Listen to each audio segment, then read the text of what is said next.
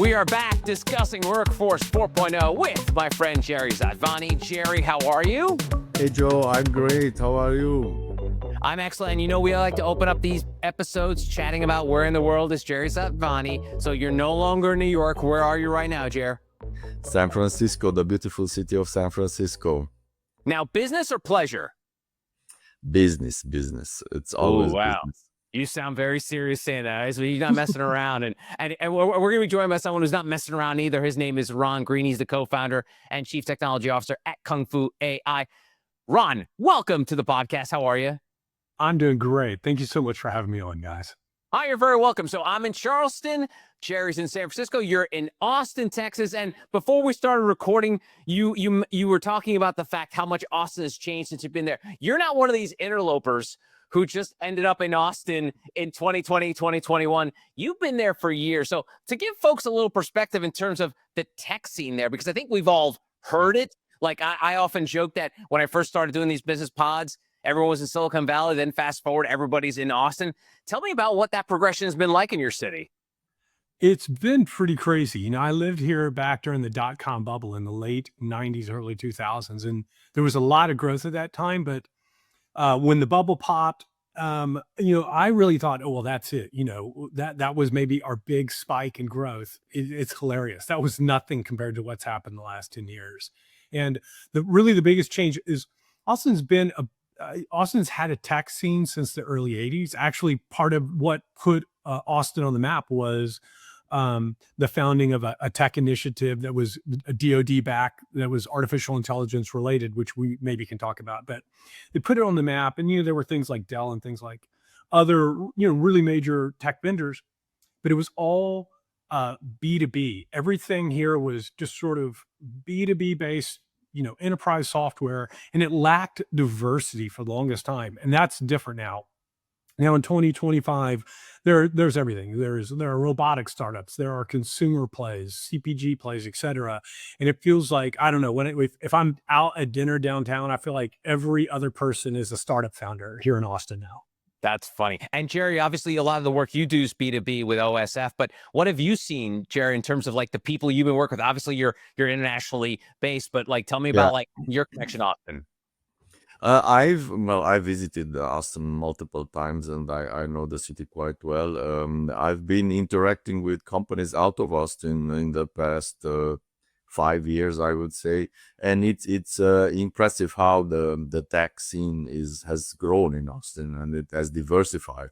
I can really relate to what Ron was saying, that it used to be more of a B2B kind of a setup. I think that is a good intersection between what they used to do in B2B with all the new technologies that came online, and that made everything possible. Even the remote work made Austin possible, because it was before the pandemic. Nobody really would embrace remote work that well, and then when that kicked in, Austin was like at least a good second home, if not your headquarters. So that also helped a lot. All right, so we've paid the Austin tourism spot there, but let's do one more spot, and let's do a quick plug for KUNGFU.AI before we get into the nitty-gritty. Ron, quick plug. Tell us about the company. Yeah. KUNGFU.AI. We are an AI strategy and engineering firm. We focus on AI exclusively. We have since our founding nearly 8 years ago. We help companies develop their AI strategy. We build, custom bespoke AI solutions for them. Like I said, we've been doing AI since long before AI was cool. It's kind of fun to see the entire field blow up and the hype cycle just go in overdrive. It's funny you mentioned the fact that you've been doing this, over 8 years with AI, and we often have guests on the podcast who are like you, who've been working in the AI field before, ChatGPT was a thing in 2023, right? So can you take us back? Do you have any memories of those early days when you're trying to explain AI to whether it's potential investors, potential customers? Like, what were those conversations like now then as opposed to now? Yeah. Oh, it's radically different. I did my master's in artificial intelligence back in the late 90s.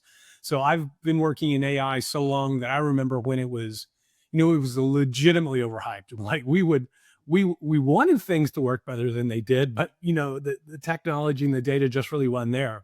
Back in, let's say, 2018, all of our clients were early adopter, true believers.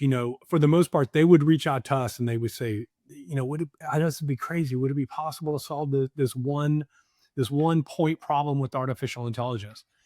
Those days are gone. Now we have people reach out to us, and they for the most part, they say, we need help with AI broadly. Like, how do we get started? How do we develop a strategy? How do we even know whether it's, the investment is worth it on any given initiative, because it's so new to pretty much all the companies out there. Wow. And so now let's get to the current state of AI, and actually, almost look a little bit forward. Let's not go crazy and look like, what's AI going to be like in 10 years? Because I don't think anyone knows what it's going to be like in 10 years. But what we are seeing, and a theme of this episode of this podcast, has been the workforce, how it's going to immediately affect people. Workforce 4.0 is what Jerry calls it. What are you seeing on the ground now in terms of how, like, whether it's bots, agents, all of that stuff, how does that work into KUNGFU.AI's world right now? More and more, we're doing, really, there's been an evolution. I think we're on what I would call maybe the third phase of our journey into AI as a company, KUNGFU.AI. In the beginning, it was mostly sort of domain specific problems. We're doing computer vision solutions. We're doing NLP solutions, things like that. ChatGPT came, blew the world up. For a couple of years, it was almost painful. Everybody viewed everything as generative AI. Like that's pretty much the only way they could imagine interacting with it. And they were blind in many ways to the real difficulty of putting generative solutions into production without human oversight, because it's got that sort of jagged edge of performance where it may perform really well in one use case and then fall down and be be as as dumb as a kindergartner on the next one. And that made it really, really challenging. I'm really happy to say that things have kind of come full circle, and now clients understand that generative AI is one tool, and there are many, many more options out there. And that really the number one thing I preach is, if you have proprietary data that will allow you to build some type of a solution, whether it's predictive analytics, some new capability, it could be generative, it could be anything, but it's domain specific. That's really where you need to spend your time and your money. The next wave, and I think everybody's talking about this, and I think it's a little premature, but I think it's going to come sooner than most people think, is agentic AI. The abilities of these agentic systems is growing at a pretty amazing clip. A paper came out recently was showing that the length of task that these systems can complete successfully is doubling every 7 months, right? And it's been doubling for about 4 or 5 years.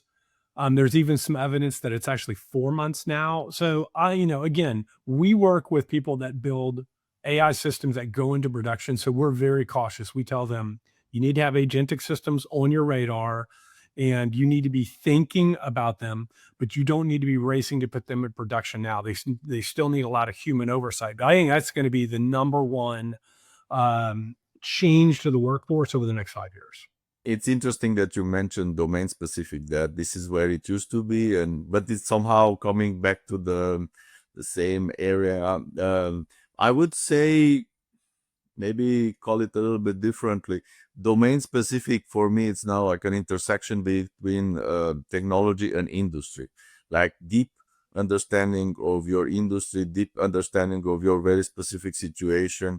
And you can take a lot of these things that are now being built off the shelf, and you can customize it and make it very specific for your very use case and in your industry, with your entire set of best practices that you've accumulated along the years. So I think, like especially companies that are here for a while and they are thinking, okay, are we going to have a future?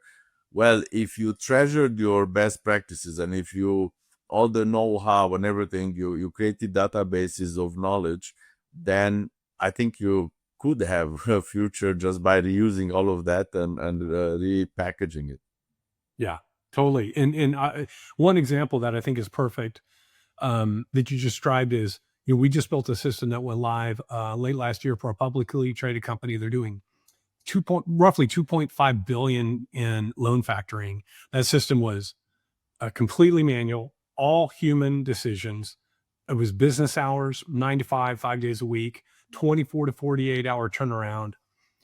But because they had this giant wealth of historic data, just like you said, we were able to train a model to make that decision process almost automatic. It's now 9 seconds, worst case, 9 seconds. They moved from business hours to 24/7 stance. You can get loan factoring decisions on Christmas if you want. And because they'd collected so much data, we were able not only to automate this decisioning process, but fraud went down, chargebacks went down. Like, it was just this complete virtuous loop. And it's an example where you can take historic data and really leverage it to do something powerful and transformative for your business. So they saw a $250 million market cap bump when they announced it in their shareholder letter that month. Wow. And what are you seeing in terms of surprising? Because you mentioned earlier about like how generative AI is just that. It's just literally just the ChatGPTs of the world. But agentic AI is going to be the future. But in terms of what you're seeing now in the playing field of AI, is there something that you've worked with a client that were like, oh, I didn't know it could do that? You know how they always find like, whether it's like, apple cider vinegar was all of a sudden was like a weight loss cure, when after for 100 years, it was just apple cider vinegar. Is there something with AI that you've noticed that's like, oh, I didn't realize we could do that? I don't exaggerate, but I don't know if there's a client that we've worked with in the last 8 years that wasn't surprised by the capabilities, right? Yeah, there are definitely some who over anticipate or overestimated rather some of the capabilities. Every now and then, once in a blue moon, we'll have a client come in who will think that it's literally like magic. Like, can you point the AI at our data and then just tell it to fix all the problems? But those very, very rare cases aside, most of the clients we work with are just floored by the scope of the capabilities now, and they don't really understand that from like a language understanding, speech recognition, coding capability, math, reasoning, on and on and on. It's either at human level or soon to be at a human level across the board. And that's just scratching the surface. Wait until you will be able to talk to your AI. That's gonna be quite transformative. It's like very natural way of communicating with the AI. We've been doing some things like some POCs. Now you've seen the models that are coming out now. Okay, how can we bring this into some real use cases? And the results are mind blowing. It's like, wow. It's because humans would much rather communicate in a more natural way to a system than like the old way of typing and whatnot. That's exactly right.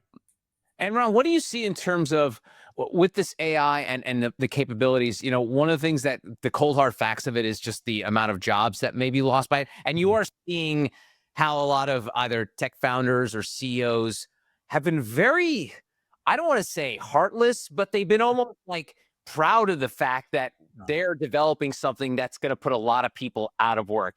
You as a tech founder, how do you balance that? Because you as a futurist and thinking in the future, you kind of see, you read between the tea leaves, all that jazz in terms of looking at the future. But there's also the human element that you have people on the boots on the ground now working. How do you balance that and in a way that it doesn't come across as just being a complete a-hole, which essentially a lot of these founders are looking like right now? And they really are. It's ridiculous in my mind.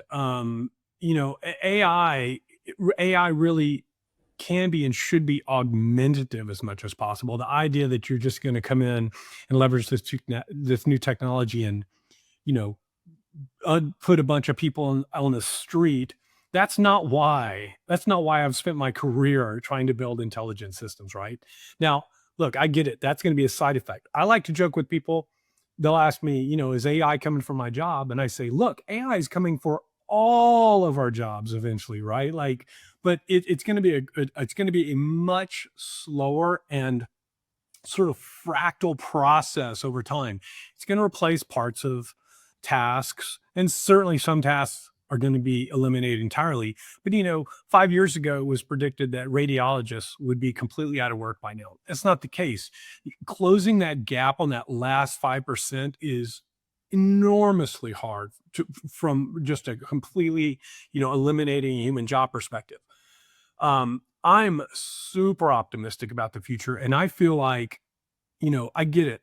Um, you know, Change is tough. When the camera was invented, they thought that was the end of, portraiture and painting. And when, film photography and video was invented, they thought that was going to be the end of plays. No, no, no. It just expands the landscape on what we can do. And so I'm extremely, extremely excited about what AI can do, but I'm not blind to the consequences. And last thing I'll say on that, I'm actually kind of happy that probably the most disrupted field is my own. It's computer programming, right? If there's any field that has been somewhat, I won't say automated, but augmented in a maybe a negative way, it's been software programming. And I think that that's deliciously ironic, and I love it. Yeah, indeed, it's a little bit ironic, but like up until now, I've even in programming, I haven't seen something that has been done from top to bottom by AI completely, with all the corner cases and especially all the integrations to sometimes very legacy systems that are neither here nor there. And you have to figure out a way around all of these things. Yeah, it will definitely accelerate some tasks. It will definitely accelerate some areas that even in programming, it's now when you're looking at it, it's absurd why it's taking so long. But there will be some other areas, like think of just technical debt. Technical debt it has been always a big issue in our industry, like things that you would leave behind because, now, because you have more time, you can figure out some of these things. I think that first, we will not see necessarily people being let go. I think first we will see for sure an increase in quality, an increase in speed. This is what's going to happen, the first step. And then we're going to start shifting the way we work. I still, there is so much work to be done. There is so much, like just your imagination stops you from actually see what else we can do. And it's definitely, I don't see it as oh, okay, these jobs are going to be gone. They are going to transform for sure. And Ron, let's get into the data piece a little bit, because I'm an old school radio guy, Ron, and we used to have this adage that said garbage in, garbage out. Like if you recorded something poorly, there was nothing you could do to fix it, right? And Right. so I think about this when it comes to building these AI systems. If you don't have the right data to build upon, what you're creating on the back end is going to be crap. It's like garbage in, garbage out. How are these companies that you're working with in terms of, like, they've got data, I'm sure, but do they have the right data? Is it organized correctly? Like, tell me about that, because that's one of the things that people don't seem to really be discussing when it comes to this AI revolution. Like, the data has to come from somewhere. And we've all heard the stories about, scraping of Google and Reddit and all that stuff. But for companies that are using it for B2B, it's like they're mostly their internal data. So Right. what is it like behind the scenes, like under the hood, in terms of the data that they're going to use for these agentic AI projects? Yeah, no, you couldn't be more right. There's an old joke, we've been telling this for a decade, like that the dirty secret of artificial intelligence is it's like 80% data cleanup, right? You're mucking with the data. We have a really, really sort of strong opinion about the methodology, and it's that it has to be front loaded with two things. One is, even before the data, is you've got to make sure that you have business ROI associated with the initiatives, and that you can articulate what the key performance metrics are. You'd be shocked at the number of systems that we've seen built where they built the system and then they had no way to know whether it was performing well, or even if it was performing well, what impact that might have on the business. But just taking that, I think, obvious blocking and tackling for granted, the second phase is the data. traditional software, you have an idea, you want to go implement it. Great. There's nothing stopping you but your own imagination, your own your own capabilities. With AI systems, and specifically AI systems that are supervised learning based, which is most of them today, you're beholden to the data. If you don't have the data, you can't do anything. If you have bad data or you have skewed data or biased data and you train your model, the model will suck up all that bias and replicate it. So what we do is we always fast fail on these initiatives. If a client of ours has an idea for something they want to do, you have to go and vet the data before you do anything else. And there's really two parts to that. One is, do you have the volume, the quantity, the quality of data that you need? And can you access it? You'd be surprised. I'm sure you see this all the time, how often it's like, yeah, we have the data, but it's spread out across these 10 data stores and there's no way to get it together. And then the second part is you've got to figure out what the signal is in that data.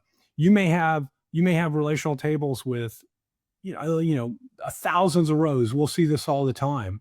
And 80% of the signal is coming from 4 columns, and you need to do the work. You got to roll up your sleeves to suss that out.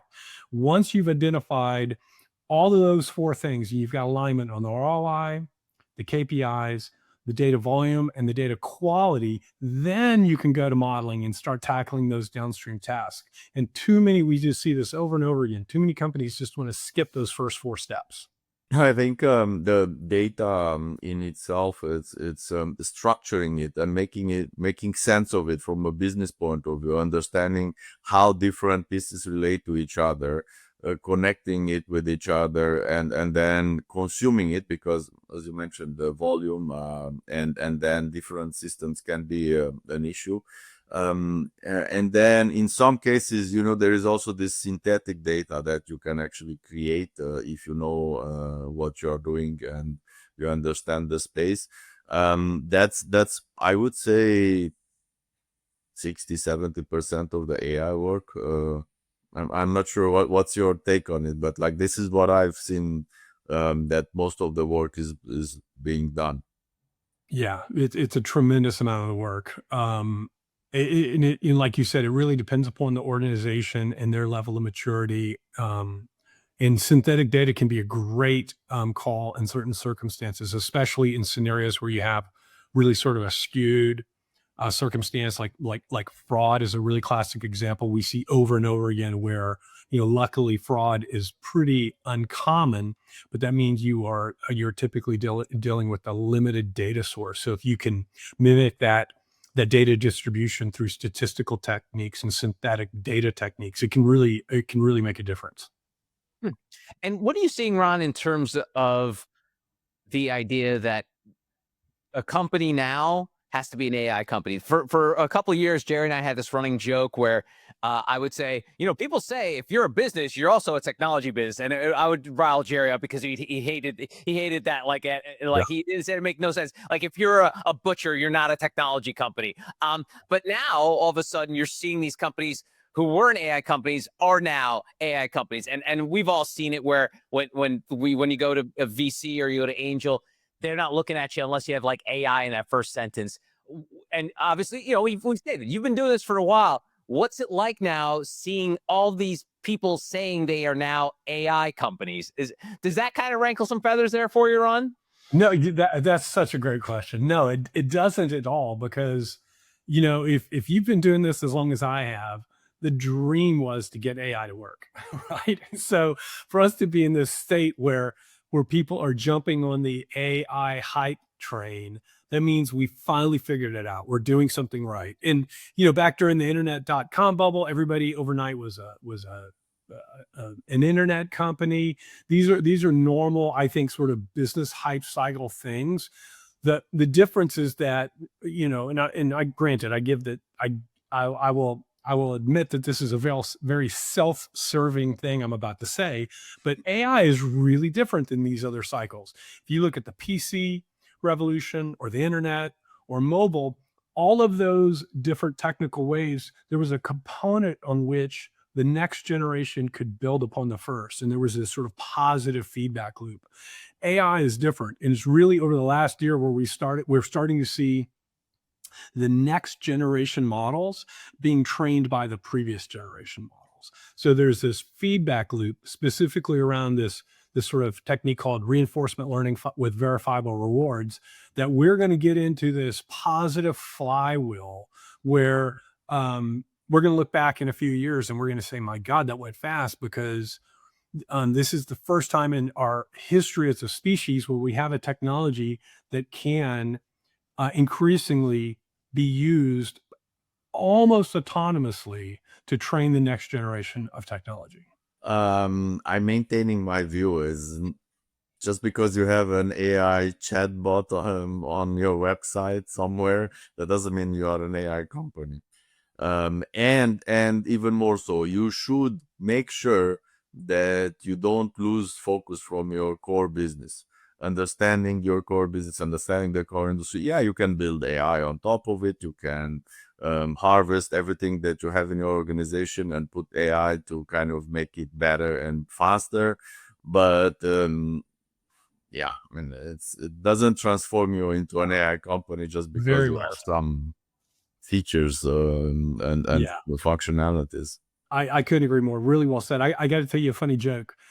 When ChatGPT came out, I'd say the first half of 2023, we literally had potential clients calling us up and say, "Hey, can we get some AI?" And we would say, "Well, what do you need? What do you need?" And they would say, "I do not care. I just need some AI, or the board is going to kill me." Like, that's kind of how, Let me sell you 1 pound of AI. how much for 1 pound of AI?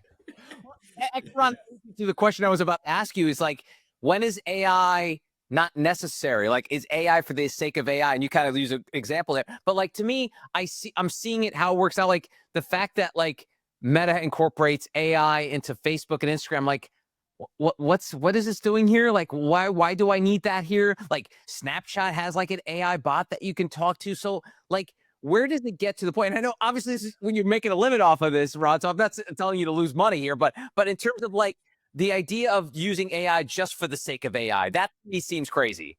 And it's a waste of time and it's a waste of money. We'll see. We frequently, more frequently than you would imagine, will work with our clients and stop them from investing money in an AI initiative that's either something that they could buy off the shelf, or that there's not going to be a return on the investment. It just looks cool. It just feels cool. And maybe there was some excitement internally from the company, but it's just an absolute complete waste of time and money. Happens all the time. I would think of a few cases and where AI is totally not necessary, but I especially when we are dealing about analysis on very specific data sets that are limited in depth and are limited in quantity. You mentioned fraud. With fraud, you can get around on some areas with generating data synthetically, but in some areas you just simply cannot, and you need the human being to be there to actually look at it and analyze it. For AI, you need volumes of data. You need data that you can kind of learn from, and that's not possible in all cases. Like take an example in aviation. If you look at the accidents, and if you would want to kind of AI it and see how you can build a pattern, that's a difficult, if not impossible task. So I would definitely not use AI to try to learn from it and try to make the process of designing airplanes better. You just don't have the data. And Ron, I want to go third rail here. Folks in the AI world, regulation. It's been highly debated since 2023 how much the government should be involved. Because I think obviously people are probably more concerned about the AI apocalypse and Terminator and Judgment Day and all that stuff. I know that's like the extreme of it. But in terms of building these models, should there be someone either just keeping an eye on it, like a third party that independent to be like, yay and naying things? Because I think right now it's so nascent that our imagination is just going to run wild. Like, okay, the robots are going to run the world, but obviously that's not the case in the short term. But what are your thoughts on regulation? And I know you're in Texas. We're not big fans of regulation, so well, what's your thoughts on that? Yeah. Well, I am in Austin, Texas, which is like this little blue oasis in this sea of red. Um, it's man, that is such a tough question because I'm conflicted as much as anybody. I do think we're going to have systems capable of superhuman intelligence. I really do. How soon? Hard to say. I think it's probably going to. I think we'll have. I think we'll have AGI, artificial general intelligence. It'll be here before we actually realize it because it's going to be jagged. You hear this more and more where it's not like we're going to wake up one day and somebody has flipped a switch and there's this one AI model and it has every superhuman ability in it. It's going to be jagged and we're going to wait. We're going to realize maybe in hindsight that we crossed the threshold. But I do think we're going to cross that threshold certainly within the next 10 years and probably sooner. On the regulatory front, it's so complicated because you've got the China issue, you've got competitive issues, you've got the downside that comes with any type of technology being mandated by some board. That old joke about a horse designed by a committee is how you get a camel. If you can end up in the worst of all possible worlds. Net, I think we're largely doing it right, which is we're exploring, for the most part, cautiously. OpenAI might be the exception to the rule, and that as long as we are open-minded and collaborative, and as we start getting closer and closer to these danger points, that the regulation comes top down in a broad collaborative way, I think we'll be okay. But I also genuinely worry about clamping too hard on regulation and losing the race to AGI, from a sort of a geopolitical perspective. I don't want to over-index on that too much, but it is, I think, a real concern. My view on this is that governments are like so behind, and many they have no clue what they are talking about, and it's case in point. AI could be used greatly to filter out content on social media that is just not true. It's I think we have the capability, but are we doing anything about it? I don't think so. And this is influencing elections. This is influencing societies. This is influencing the brain of our kids. And governments are asleep at the wheel, not doing anything. And tech companies are not really self-regulating the way they could. There is, just look at the social media. There's so much crap out there that could be made better with AI, and we are not. We are instead focusing on how do we increase engagement, which engagement means let me just push out the most ridiculous thing that I can, and that will bring me attention, that will create a lot of feedback and whatnot. But that's where we are. And that's one typical problem. And don't get me started if we are going into defense, because defense in itself, like all the, look at the war in Ukraine. I bet Palantir is making a lot of money there with the drones and everything. And that should be a little bit regulated, in my opinion. At least having an intelligent conversation about it, like let's have a conversation about what the regulation would mean. And I'm not seeing that happening. And at least the governments are kind of asleep at the wheel, in my opinion. All right, Ron, let's end up in a positive note. Thank you, Jerry, bringing your Eastern European energy to the conversation. But Ron, what does a responsible AI-powered business look like in the near future to you? Yeah. The things that businesses can do is the average business can't do anything with respect to AGI or ASI or things like that, right? Those are models that can only be built by the frontier labs who are putting literally tens of billions of dollars into their development. Everyday businesses, and I'm talking about, even Fortune 500 businesses, the number one thing they can do to be responsible from an AI perspective is look at the data and look at the bias. And the example I always use is we have built systems that do auto house valuation.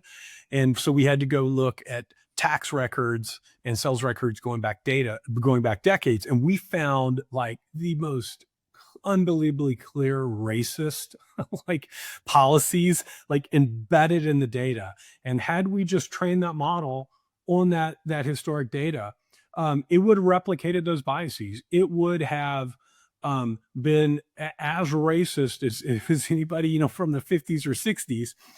And here's the thing is, if we'd have deployed that model, a lot of people would have said, well, you were turned down for that loan.